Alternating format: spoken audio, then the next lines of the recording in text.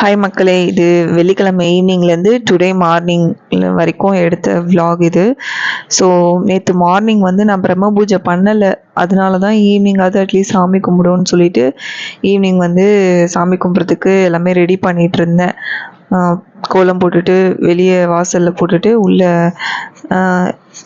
பூவெல்லாம் போட்டுட்டு இருந்தேன். பூவை மாற்றிட்டு இருந்தேன். ஆக்சுவலி நேற்று மார்னிங்கே மாற்றிருக்கணும், சாமி கும்பிடாதனால ஈவினிங் தான் எல்லா வேலையும் பார்த்து பண்ணிகிட்டு இருந்தேன். எனக்கு saree கட்ட இப்போ தான் பிடிக்குது. முன்னாடி நான் ரொம்ப லீனாக இருப்பனால என்னால் saree கட்ட நல்லா இருக்காது, பார்க்க ஒல்லியாக இருப்பேன் அப்படின்றதுக்காக saree வந்து மோஸ்ட் ஆஃப் அவாய்ட் பண்ணிவிடுவேன். இப்போ மேக்ஸிமம் ஃப்ரைடே அந்த மாதிரி அந்த கோயிலுக்கு போடுற டைமில் மட்டும் வீட்டில் இருந்தேன்னா saree வியர் பண்ணிவிடுவேன். இது கூட எங்கள் அம்மாவோட saree தான். ஏன்னா எனக்கு சாரீலாம் பிடிக்காது, நிறையா இருக்குது, பட்டு saree எனக்கு பிடிக்காது. அது கட்டினா கொஞ்சம் கஷ்டமாக இருக்கும். ஆனால் இப்போ வந்து நானே விரும்பி கட்ட ஆரம்பிச்சிட்டேன். கோயிலுக்கு போகிறனால சாரியில் போனால் கொஞ்சம் நல்லாயிருக்கும் அப்படின்னு சொல்லிட்டு வீட்டில் இருக்க டைம் மோஸ்ட் ஆஃப் கோயில் போகிற சமயம் வந்து saree வியர் பண்ணிப்பேன். பிரம்ம பூஜை பண்ணுறதுக்கு முன்னாடி நான் வந்து செவ்வாய், வியாழன், வெள்ளி இந்த 3 நாள் மட்டும்தான் வீட்டில் சாமி கும்பிடுவேன். கோயிலுக்கு இந்த 3 நாள் மட்டும்தான் போவேன். மற்ற நாள்லாம் வந்து விளக்கேற்றலாம் மாட்டேன் வீட்டில். அந்த பிரம்ம பூஜை பண்ணோடனே ஆட்டோமேட்டிக்காக மார்னிங் ஈவினிங் அந்த வீக் டேஸ் ஃபுல்லாகவே சாமி கும்பிட்ற மைண்ட் செட் எனக்கு வந்துடுது. அதுக்கு முன்னாடி வரைக்கும்லாம் அப்படி கிடையாது. நானும் வந்து இவ்வளோ வேலை செய்கிற பொண்ணெல்லாம் கிடையாது. நான் வந்து நார்மலானா கல்யாணத்துக்கு முன்னாடிலாம் ஒரு வேலையும் செய்ய மாட்டேன். நான் சுத்தமாக சாப்பிட்ட தட்டை கூட எடுக்க மாட்டேன். ஆக்சுவலி எங்கள் அம்மா எங்களை எந்த வேலையுமே வாங்க மாட்டாங்க, என்னையும் எங்கள் அக்காவையும். நான் என் கூட பிறந்தது ஒரு சிஸ்டர். ஸோ 2 பேருமே அம்மாவே எல்லா வேலையும் செஞ்சுருவாங்க. நாங்கள் எந்த வேலையுமே செய்ய மாட்டோம். இப்போ வரைக்குமே அதே தான். அம்மா வந்து எங்ககிட்டேருந்து எதிர்பார்க்க மாட்டாங்க, அவங்க வந்து போகிற வீட்டில் செய்யட்டும், ஏன் இங்கேயே செஞ்சு இந்த பசங்க கஷ்டப்படணும்னு சொல்லிட்டு அம்மா எங்களை வேலையே வாங்க மாட்டாங்க.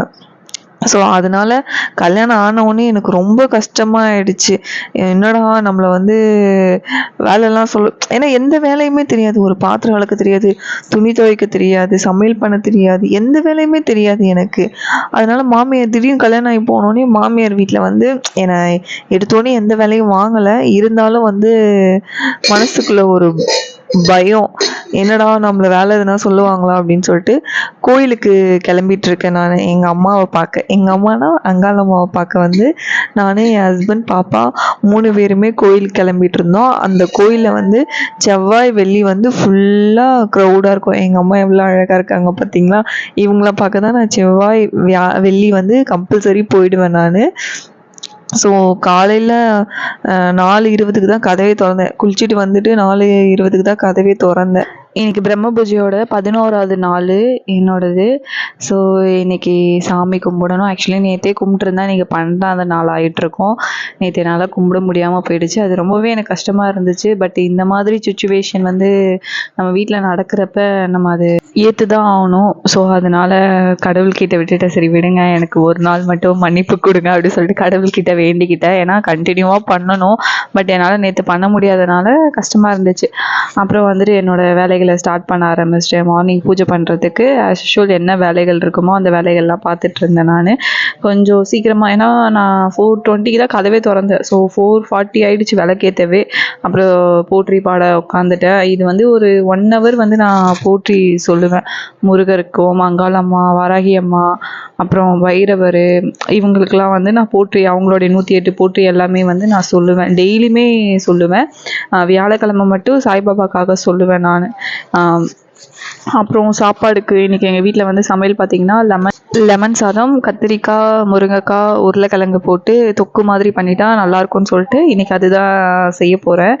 ஸோ நான் வந்து எங்கள் வீட்டில் ரொம்ப செல்லம். எங்கள் அப்பாவுக்கு வந்து நான் ரொம்ப ரொம்ப செல்லம். எங்கள் அப்பா நான் என்ன கேட்டாலும் வாங்கி கொடுத்துருவாரு.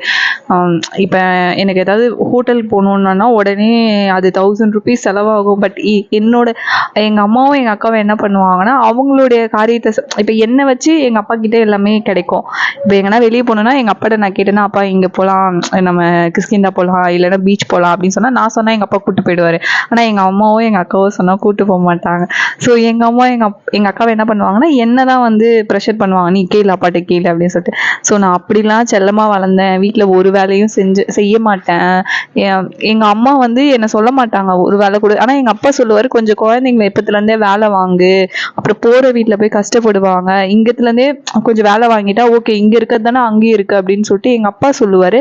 பட் எங்கள் அம்மா இருந்துட்டு இல்லை, பசங்க இங்கே தான் சந்தோஷமாக இருக்க முடியும், அம்மா வீட்டில் தான், அங்கே போய் அவங்க கஷ்டம் படணும் அப்படின்னு சொல்லிட்டு. எனக்கு அப்போல்லாம் விளையாட்டுத்தனம்ல எதுவுமே தெரியாது.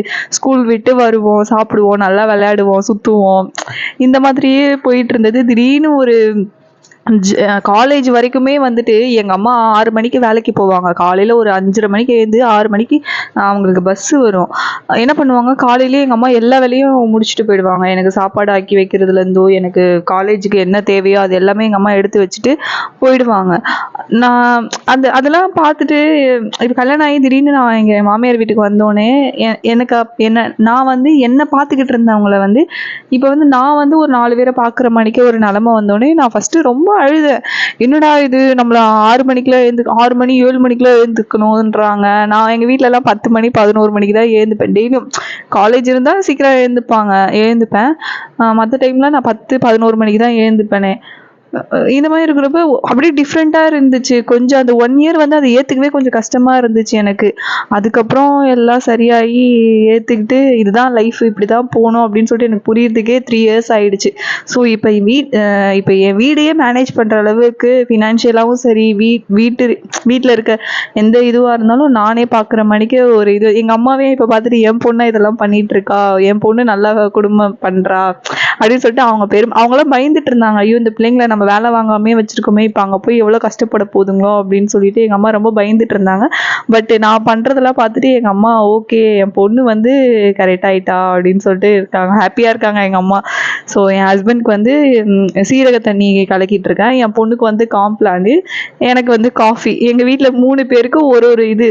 ஸோ இதுதான் எங்களோட மார்னிங் ரொட்டீன். இதுக்கே வேலை வந்து ஒரு 1/2 மணி நேரம் போயிடும். இப்போ நான் காஃபி குடிச்சதுக்கப்புறம் என் ஹஸ்பண்டை எழுப்பி அவங்களுக்கு வந்து சீரக தண்ணி கொடுப்பேன். இதுக்கு முன்னாடி இஞ்சி தண்ணி குடிச்சிட்டு இருந்தாரு. என் பொண்ணுக்கு காம்ப்ளான். ஸோ ஃபைனலாக சமையல் வேலைலாம் முடிஞ்சிச்சு. என் பொண்ணை எழுப்பிட்டு வந்து பால் குடின்னு வந்து உட்கார வச்சா அவள் படுத்து தூங்கிட்டமா, தூக்கம் வருதுமா அப்படின்ட்டா. பாய் பாய், நெக்ஸ்ட் ஒரு வீடியோவில் மீட் பண்ணலாம்.